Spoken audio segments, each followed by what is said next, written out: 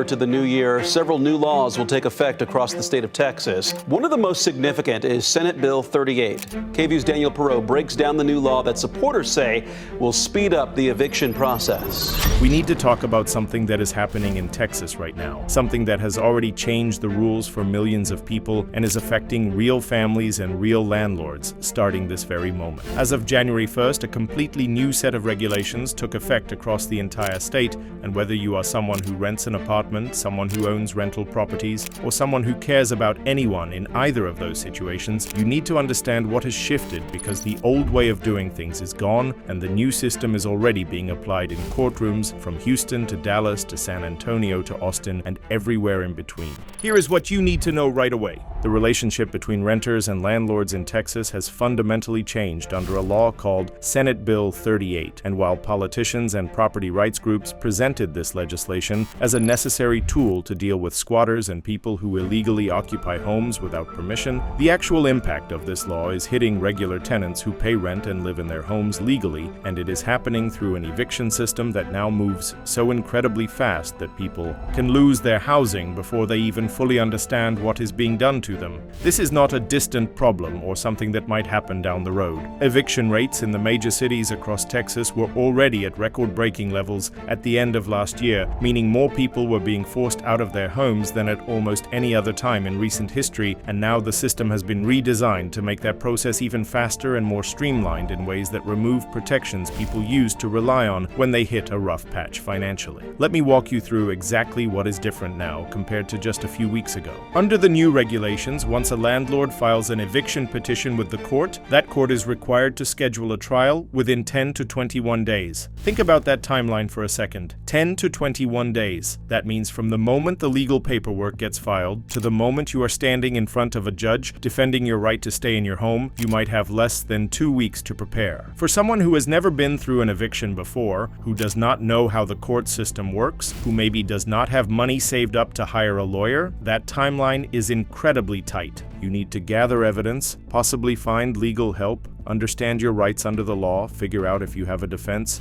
and potentially come up with the money you owe or negotiate some kind of payment arrangement, all while still going to work, taking care of your family, and dealing with the stress of potentially losing the roof over your head. But it gets more complicated than just the fast timeline. The new law also allows landlords to seek what is called a summary judgment in certain situations, which essentially means they can ask the judge to rule in their favor without even going through a full trial if the facts seem clear-cut enough. Now, from a landlord's perspective, this makes sense if you have a tenant who absolutely has not paid rent for months and there is no dispute about that fact. Why should you have to wait for a lengthy court process when the situation is straightforward? But from a tenant's perspective, this is concerning because it creates a pathway to lose your housing even faster, with even less opportunity to explain your situation or present your side of the story to a judge who might understand that you lost your job 3 weeks ago, or that your child had a medical emergency that wiped out your savings, or that there was a genuine misunderstanding about when rent was due. Now here is where things get really serious, and this is something everyone needs to understand, whether you rent or own property. The new law permits eviction notices to be delivered electronically, which means through email. On the surface, that might sound convenient and modern. We do everything by email these days, right? But think about what this actually means in practice. Your email inbox is probably full of messages. You have got spam, promotional emails, newsletters you never read, notifications from apps, messages from work, personal emails from friends and family. In that flood of digital communication, an eviction notice could arrive in your inbox and you might not see it immediately. You might not see it at all if it lands in your spam folder, or if you are someone who only checks email occasionally because you primarily communicate through text messages or social media. But here is the critical part. Once that email is sent, the legal clock starts ticking. The system considers you officially notified, even if you never actually read the message. Imagine this scenario. You are a single parent working 2 jobs to make ends meet. You come home exhausted every night, make dinner for your kids, help them with homework, get them to bed, and collapse into your own bed without ever opening your laptop or thoroughly checking your email. Meanwhile, an eviction notice sits unread in your inbox. Days pass. A week passes. By the time you finally see it, you might have already missed critical deadlines for responding or missed the actual court court date entirely. Under the old system, someone had to physically serve you with papers, hand them to you directly, or post them on your door where you would definitely see them. That system was not perfect, but at least it made sure you knew what was happening. This new electronic service creates a real possibility that people will be legally evicted from their homes without ever truly understanding that the process had started. And there is another layer to this that makes it even more difficult for tenants. If you want to appeal an eviction judgment, you now have to swear under penalty of perjury that your appeal is being made in good faith and not just as a delay tactic to stay in the property longer without paying. Think about how that feels if you are someone who genuinely believes you have been wrongly evicted or that there were problems with how your case was handled. You might have legitimate legal grounds to challenge the eviction, but now you are being asked to swear under oath that you are not just trying to delay things, and if a court later decides you were not acting in good faith, you could potentially face criminal prosecution for perjury. That is an enormous amount of pressure to put on someone who is already in a vulnerable position, already facing homelessness, already stressed and scared about what happens next. Many people will choose not to appeal even when they have valid reasons to do so, simply because they cannot risk the possibility of criminal charges on top of everything else they are dealing with. So why did Texas pass these laws? What was the justification? The argument from landlords and property rights advocates is actually pretty straightforward and in some ways understandable. They say there is a real problem with squatters, people who move into properties they have no legal right to occupy and then refuse to leave, forcing property owners to go through a lengthy and expensive legal process to remove them. They also point to situations where tenants stop paying rent but then use every possible legal maneuver to drag out the eviction process for months, living rent-free in the property while the landlord still has to pay the mortgage, property taxes, insurance, and maintenance costs. For a small landlord who owns maybe 1 or 2 rental properties as an investment or as their retirement income, having a tenant stay in the property for 6 months without paying while legal proceedings slowly move forward can be financially devastating. They lose thousands of dollars in rental income, rack up legal fees, and cannot rent the unit to someone else who would actually pay. From their perspective, these new streamlined procedures are necessary tools to protect their property rights and their financial investment. But here is where the situation gets complicated and where housing advocates and legal experts are raising serious concerns. The vast majority of eviction cases in Texas do not involve squatters or people deliberately trying to game the system. They involve regular people, legitimate renters who signed leases and have been paying their rent, but who hit a rough patch. Maybe someone lost their job, maybe there was a medical emergency and unexpected hospital bills, maybe a car broke down and the repair costs ate up the rent money for that month. Maybe there was a family crisis or a death or a divorce. Life happens, and when it does, people sometimes fall behind on rent, even though they fully intend to catch up as soon as they can. Under the old system, there was more time for these situations to get sorted out. Tenants had more opportunity to negotiate payment plans with landlords, to appear in court and explain their circumstances to a judge who might give them a little more time to come up with the money or to seek assistance from charitable organizations or government programs that help with emergency rental payments. The new system compresses all of that time dramatically, and when everything is moving that fast, people fall through the cracks. Let me paint you a picture of what this looks like in real terms. Texas has no rent control laws, none. Landlords can raise rent by whatever amount they want whenever a lease comes up for renewal. The state also has far fewer tenant protection laws compared to places like California or New York. At the same time, housing costs across Texas have been climbing steadily for years. Cities like Austin have seen absolutely explosive rent increases as more people move to the state and demand for housing outpaces supply. So you have got a situation where rents are high and getting higher, where tenants have limited legal protections to begin with, and now where the eviction process has been sped up dramatically. The people who are most vulnerable in this environment are exactly who you would expect. Working families living paycheck to paycheck with no savings cushion, single parents who are already stretched impossibly thin trying to provide for their children on one income, elderly residents on fixed incomes from Social Security who cannot absorb any unexpected expenses, people working hourly jobs in service industries where hours can be cut without warning, anyone who gets sick or injured and cannot work for a few weeks. These are not people who are trying to cheat anyone. They are people who are one bad break away from crisis, and the new system gives them less time and fewer options to recover before they lose their homes. But we also need to talk about how this affects landlords, because the situation is not as simple as just giving property owners more power and calling it a day. Yes, the new laws allow for faster evictions and electronic notice and summary judgments, but they also come with stricter compliance requirements and tighter deadlines that leave landlords much less room for error. If you are a landlord and you make even a small mistake in how you fill out the eviction paperwork, or if you serve notice incorrectly, or if you miss one of the required steps in the process, your case can get thrown out entirely. And when that happens, you have to start over from the beginning. You are still not collecting rent, you still have a tenant in the property who may or may not be paying, and you have just wasted time and money on a case that went nowhere because of a technicality. For landlords who are not working with attorneys, who are trying to handle this themselves to save money, the faster system with stricter rules actually creates more opportunities to mess things up. There is one small protection for tenants that did make it into the new law, and it is worth understanding, even though it is quite limited in scope. If you are a tenant and you have never been late with rent before, not even once, and then you are late for the very first time, your landlord cannot immediately file for eviction after that single late payment. They have to give you a special notice and an opportunity to cure the problem, meaning a chance to pay what you owe and get current on your rent. This is a recognition that good tenants who have a solid track record of paying on time deserve a little grace if they hit one bump. But here is the thing, this protection only applies to your very first late payment ever, and it does absolutely nothing to slow down the eviction process once a case is actually filed. So yes, it is better than nothing, and yes, it might help some people avoid eviction entirely, but it is a pretty narrow protection that does not address the broader concerns about how fast and how aggressively evictions can now proceed. What we are really looking at here is a fundamental shift in the balance of power between landlords and tenants in Texas, and that shift is heavily weighted toward property owners. At the same time, the margin for error has gotten smaller for everyone involved. Landlords need to be more careful about following procedures exactly right. Tenants need to be more vigilant about checking their email and responding immediately to any legal notices and understanding their rights under laws that just changed. And the people who are going to struggle the most in this new environment are the people who always struggle the most in any system that moves very fast and requires resources to navigate. If you do not have money to hire a lawyer, if you do not understand legal jargon, if you do not have the time to take off work to go to court, if you do not have savings to fall back on during a temporary income disruption, you are at a serious disadvantage. So what should you actually do with this information? If you are a renter in Texas, you need to take several things seriously starting right now. First, make absolutely sure you are checking your email regularly, every single day if possible, and that you are not ignoring messages that look official or that come from email addresses you do not recognize. An eviction notice could show up in your inbox at any time, and you cannot afford to miss it. Second, if you know you are going to have trouble making rent, do not ignore the problem and hope it goes away. Talk to your landlord as early as possible. Many landlords would rather work out a payment plan than go through the eviction process, but they need to know what is going on, and they need to see that you are taking the situation seriously and trying to solve it. Third, know your rights. Understand that if you have never been late before and you are late for the first time, you should receive special notice and a chance to cure before an eviction can be filed. Understand what the timeline looks like once an eviction petition is filed so you know how quickly you need to act. And fourth, if you do get served with eviction paperwork, whether by email or any other method, do not ignore it and do not assume you have plenty of time to deal with it later. You might have less than 2 weeks before you are in court, so you need to respond immediately and figure out if you can get legal help from a tenant rights organization or legal aid group.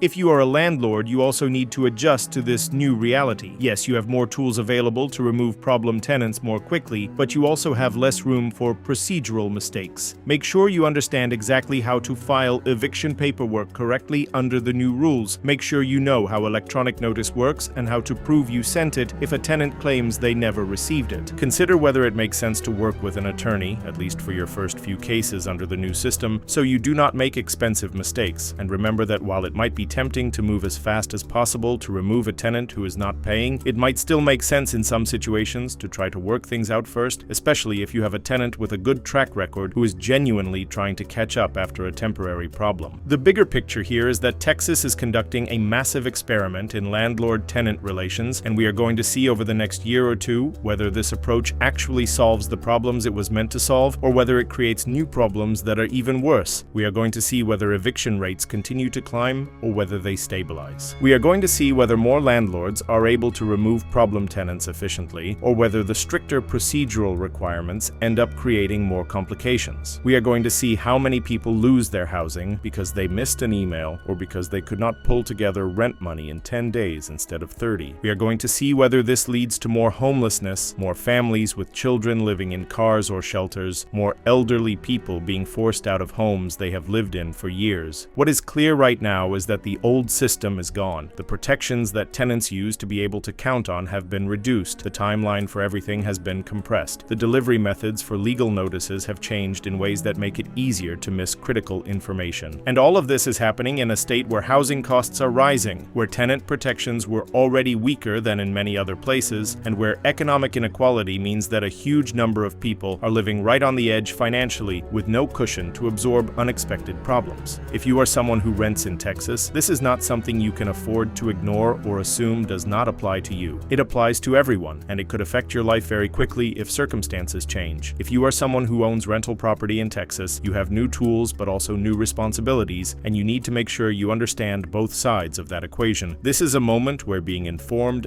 actually matters. Understanding what has changed, understanding your rights or your obligations depending on which side of this you are on, understanding the timelines and the procedures and the risks, all of that knowledge could be the difference between keeping your home or losing it, between protecting your investment or making costly mistakes. So pay attention to what is happening in your community. Watch how these new laws play out in practice. Talk to people about what they are experiencing. And if you see problems or if you experience problems yourself, speak up. Laws can be changed if enough people make it clear that they are not working as intended, but that only happens if people understand what is going on in the first place. We are going to keep following this story and bringing you updates as we see how these regulations affect real people in real situations across Texas. If you found this information useful, make sure you are staying connected with us so you do not miss future coverage on this and other issues that impact your life directly. Share this with anyone you know who rents or who owns property in Texas because they need to understand what has changed. And if you have questions or if you have experiences with the new eviction system that you think others should know about, let us know in the comments. The more we understand collectively about how this is playing out, the better equipped we all are to navigate it successfully or to push for changes if the system is not working fairly. This is happening now, this is real, and everyone in Texas needs to be prepared for what comes next.